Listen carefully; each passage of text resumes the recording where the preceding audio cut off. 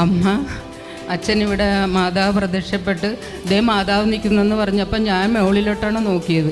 അച്ഛൻ വേളാങ്കണ്ണി പോയി പ്രാർത്ഥിച്ച് മാതാവിന് അച്ഛൻ ഇവിടെ നമുക്ക് കൊണ്ടുവന്ന് തന്നേക്കുന്നു. പക്ഷെ ആൾക്കാർക്ക് അതിന്, ഈ നാട്ടുകാർക്കൊന്നും അതിനുള്ള ഒരു വിലയില്ല. പക്ഷേ മാതാവ് ശരിക്കും അച്ഛൻ്റെ കൂടെ അമ്മ വന്ന് അമ്മ ഇവിടെ പ്രത്യക്ഷപ്പെട്ടതാണ്. ഭയങ്കര കുളിര് കോരും ദൈവമേ.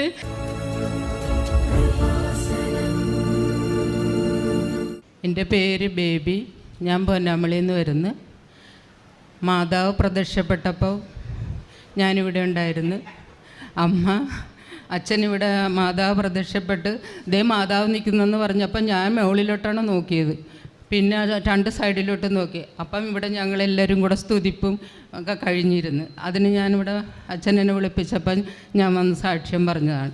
പിന്നെ 96 ഓഗസ്റ്റ് മാസം തൊട്ട് ഞാൻ അച്ഛൻ്റെ പ്രാർത്ഥനയിൽ സംബന്ധിക്കുന്നതാണ്. എൻ്റെ പ്രശ്നങ്ങളുമായിട്ട് വന്ന് ഞാൻ അന്ന് തൊട്ട് അച്ഛന് വേണ്ടി പ്രാർത്ഥിക്കുന്ന ഒരു പാവപ്പെട്ട എളിയ മകളാണ്. എൻ്റെ ഭർത്താവിൻ്റെ മദ്യപാനം പൂർണ്ണമായിട്ട് മാറി. എത്ര വർഷമൊന്നും എനിക്കറിയത്തില്ല. ഞങ്ങളുടെ കല്യാണം കഴിഞ്ഞിട്ട് 46 വർഷമായി. അപ്പം ഞാൻ കല്യാണം കഴിയുമ്പോഴേ മദ്യപാനിയായിരുന്നു. അച്ഛനോട് ഞാൻ പറഞ്ഞു പ്രാർത്ഥിച്ചതിന് ശേഷം ഇപ്പം മദ്യപിക്കുന്നവരെ പുള്ളി ഉപദേശിക്കും. അതുപോലെ പുകവലി എന്ന് പറഞ്ഞാൽ ഒരെണ്ണം കത്തിച്ച് അത് തീരുമ്പോൾ അടുത്തതെടുക്കും. അങ്ങനെ ഭയങ്കര പുകവലിയായിരുന്നു. അതും പൂർണ്ണമായിട്ട് മാറിയപ്പോൾ തൊടത്തില്ല. പിന്നെ എൻ്റെ മകൾക്ക് 34 വയസ്സായിട്ടും കല്യാണം നടക്കുന്നില്ലായിരുന്നു. അവളും ഇവിടുത്തെ ഒരു പ്രാർത്ഥന കൃപാസനത്തിൻ്റെ ഒരു പ്രേക്ഷിതയായിട്ടാണ് ഇവിടെ വന്ന് അവൾ മരിയൻ തപസ്സിൽ കൂടിയിട്ടുണ്ട്. അച്ഛൻ അവൾക്ക് വേണ്ടി ഒത്തിരി പ്രാർത്ഥിച്ചിട്ടുണ്ട്. അങ്ങനെ 34 വയസ്സ് കഴിഞ്ഞപ്പം കല്യാണം നടന്ന്. പിന്നെ ഇപ്പം ഞങ്ങൾക്ക് കോവിഡ് വന്ന്, എല്ലാവർക്കും വന്ന്. അപ്പം ഭർത്താവിനങ്ങ് കൂടി 50% താഴെയായി ഓക്സിജൻ ലെവൽ. പക്ഷേ ഡോക്ടറിന് ഭയങ്കര അത്ഭുതം. എന്തെന്ന് വെച്ച് കഴിഞ്ഞാൽ ഒരു ശ്വാസം മുട്ടലും ഒന്നുമില്ല. അപ്പം ഞാൻ എത്രയോ വർഷങ്ങളായിട്ട് അങ്ങേർക്ക് ഉപ്പ് കൊടുത്തോണ്ടേയിരിക്കുന്നതാണ്. ഉപ്പ് കൊടുത്തത് വേറെ ഒന്നിനുമല്ല, മാനസാന്തരപ്പെട്ട് എൻ്റെ ഭർത്താവ് ഒരു അക്രൈസ്തവനാണ്. അപ്പം മാനസാന്തരപ്പെട്ട് പക്ഷേ നല്ല വിശ്വാസിയാണ്.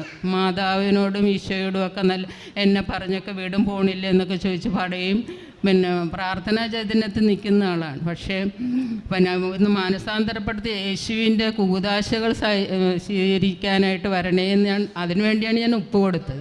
പക്ഷേ ഇപ്പോൾ കോവിഡ് വന്നപ്പം മാതാവ് അങ്ങേരെ ഒത്തിരി എന്ന് പറഞ്ഞാൽ ഡോക്ടറിന് അത്ഭുതം. ഡോക്ടർ ചോദിക്കുന്നു, ഈ ചേട്ടന് ശ്വാസം മുട്ടലൊന്നും ഇല്ലേന്ന് എപ്പോഴും ചോദിക്കും.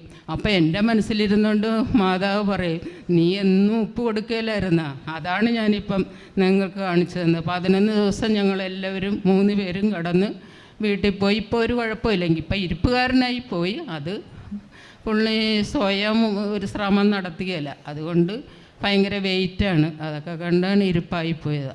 പിന്നെ ഇവിടെ പണ്ട് അച്ഛൻ ഞങ്ങളുടെ എന്ന് പറഞ്ഞാൽ ആദ്യത്തെ പ്രാർത്ഥനയിൽ ഞങ്ങൾ പൊന്നാമളിയിൽ നിന്ന് 11 പേര് വന്ന്.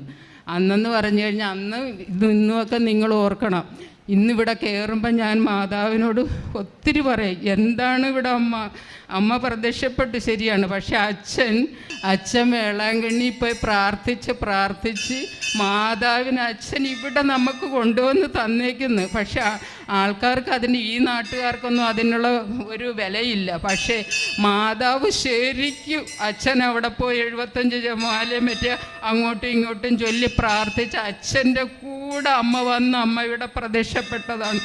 അതൊക്കെ ഓർക്കുമ്പോൾ നമുക്കിങ്ങനെ ഭയങ്കര കുളിര് കോരും ദൈവമേ. ആദ്യത്തെ പ്രാർത്ഥനയിൽ ഇവിടെ വന്നപ്പോൾ ഒരു ഷെഡ് ആണ് ഇങ്ങനെ ഷീറ്റ് വലിച്ച് കെട്ടി ആണ് ഞങ്ങൾ 11 പേര് വന്ന്. അച്ഛൻ അന്ന് 96 തൈക്കൽ പറഞ്ഞ അടുത്ത പ്രാർത്ഥന ഇവിടെയാണെന്ന് പറഞ്ഞിട്ട് അപ്പോൾ ഞങ്ങളെ ഇവിടെ ഇതിൻ്റെ ഈ കയറിൻ്റെ ഇത് നടത്തുന്ന പെണ്ണുങ്ങളൊക്കെ ഞങ്ങളെ നോക്കി ചിരിച്ചോണ്ട് പോകുമായിരുന്നു. കേട്ടോ, ഇതുങ്ങൾക്കൊന്നും വേറെ ഒരു പണിയും ഇല്ലേ. അപ്പോൾ ഇന്ന് വെയിൽ വരുമ്പോൾ ഞങ്ങൾ മാറി നിന്ന് ആ ഷെഡിൽ നിന്ന് മാതാവ് തുടങ്ങിയ ആലയമാണിത്. ഇതുവരെ ഞാൻ സാക്ഷ്യം പറഞ്ഞില്ല. ഇപ്പോൾ എനിക്കൊരവസരം കിട്ടി. ഞാനിപ്പോൾ ഓടി വന്നത് അച്ഛനൊന്ന് കണ്ട് പ്രാർത്ഥിക്കാൻ. അപ്പം ഞാൻ എൻ്റെ കാര്യങ്ങൾ പറഞ്ഞപ്പോൾ സാക്ഷ്യം, അപ്പം ഞാൻ ഓർത്തി അമ്മയുടെ മുമ്പിൽ ഞാൻ ഇതുവരെ സാക്ഷ്യം പറഞ്ഞില്ലല്ലോ, അപ്പം സാക്ഷ്യം പറഞ്ഞേക്കാമെന്ന് ഓർത്ത് ഞാൻ. അപ്പം അമ്മയ്ക്കും ഈശോയ്ക്കും എന്നെ അത് തന്നെയല്ല, എനിക്ക് വേറൊരു ഇതുണ്ട്.